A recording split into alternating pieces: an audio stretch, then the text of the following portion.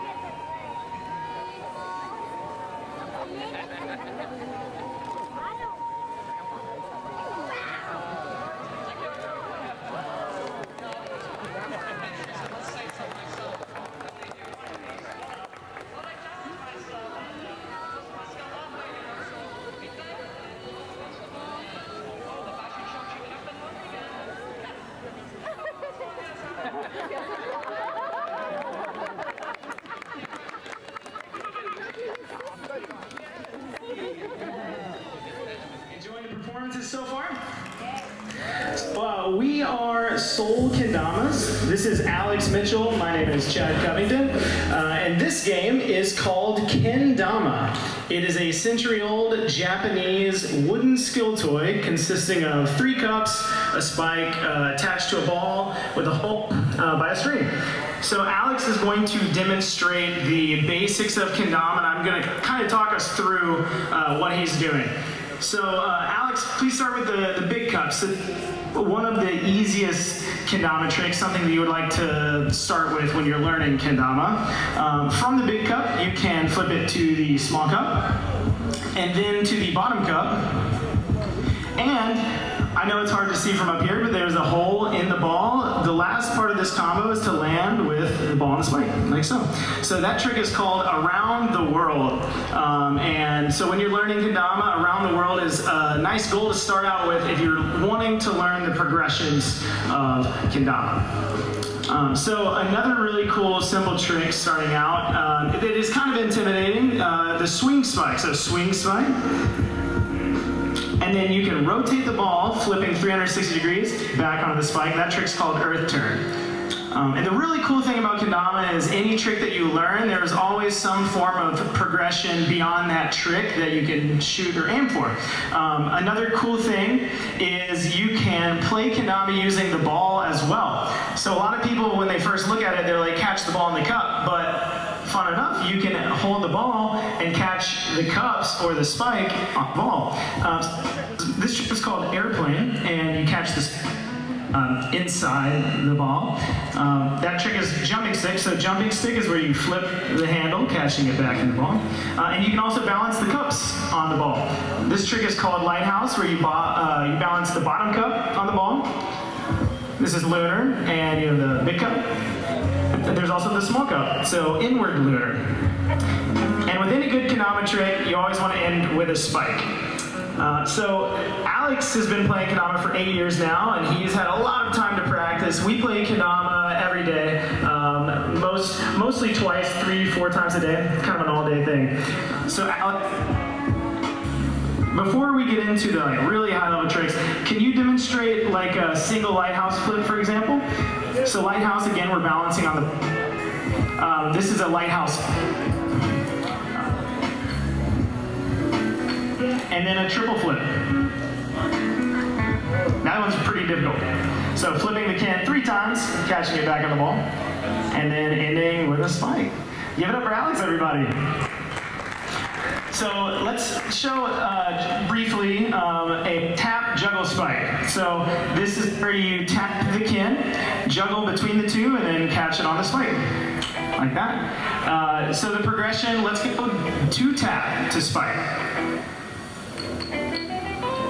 Ooh, let's see a 3. 3 taps, juggle to spike. All right, who wants 4? Who wants to see 4? All right, let's see if I can get this done.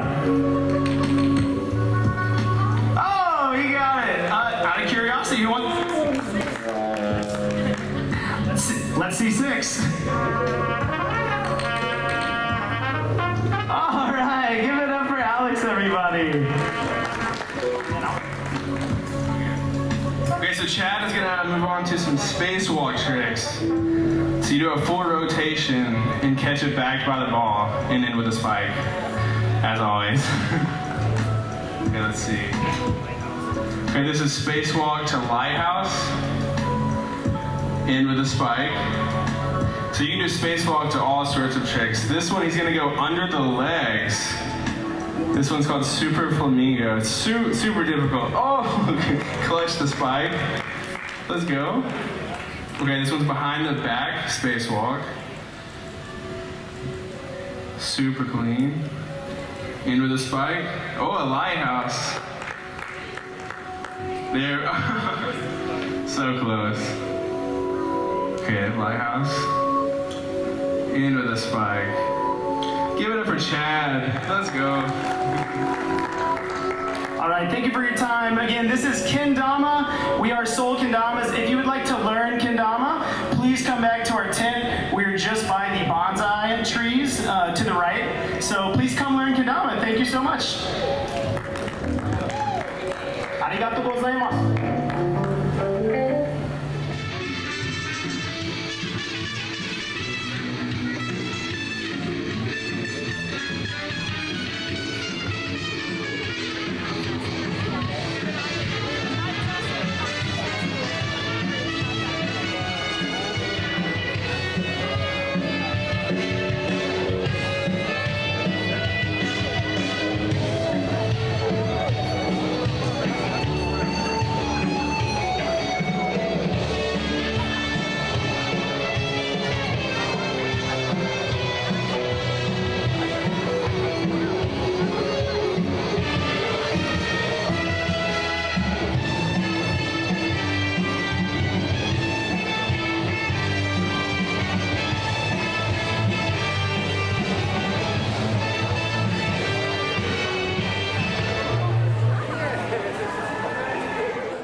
Thank y'all for coming. We are the Skalors. This is our last song.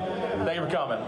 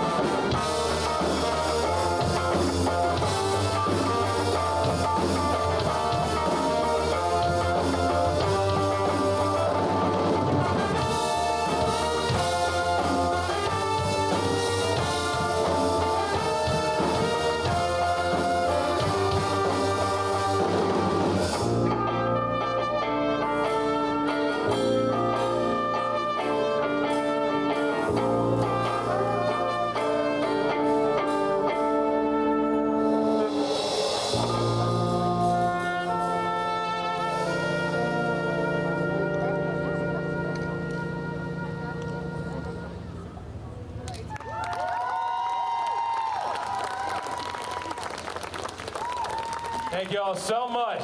Again, we are the Skalors. We're out.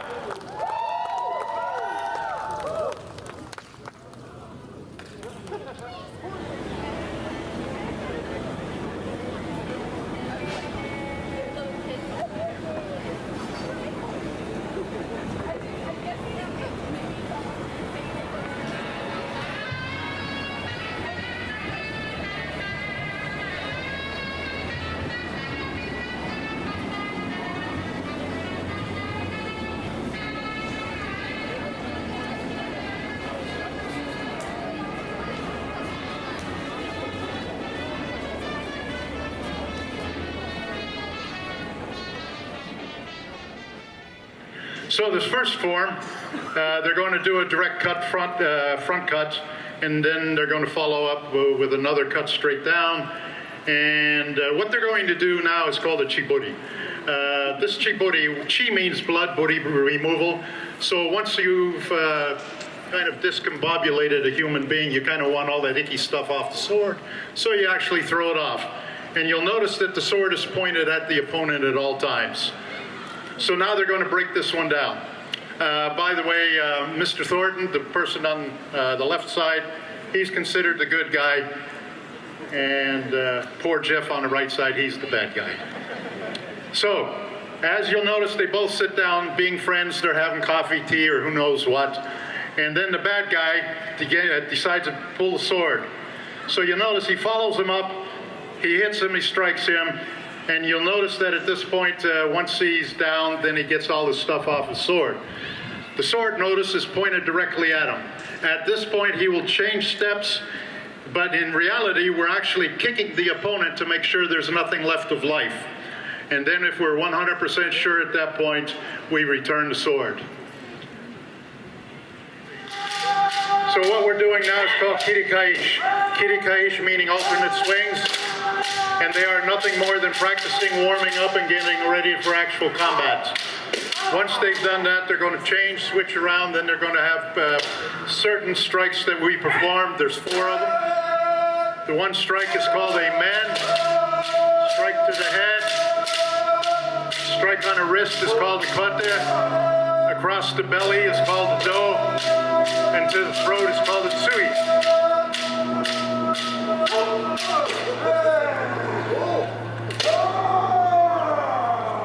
So a lot of times people practice Kendo, they think it's really great and awesome and all that good stuff, and they practice until we put them in equipment the first time.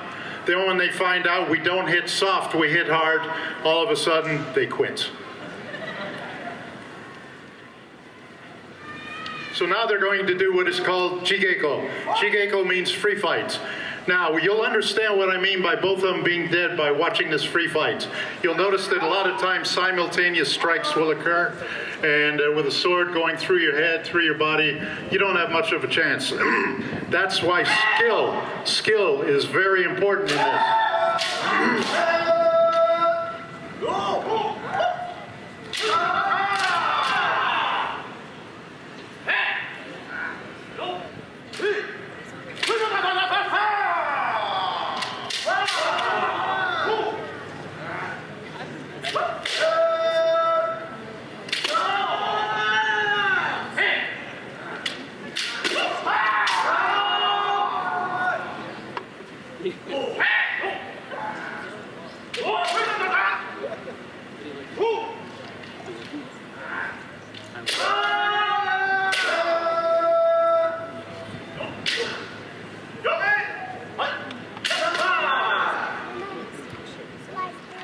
Thank you, Mr. Allen, for introduction, and I'd like to appreciate on behalf of the Consul-General of Japan for a long time hosting and providing facilities.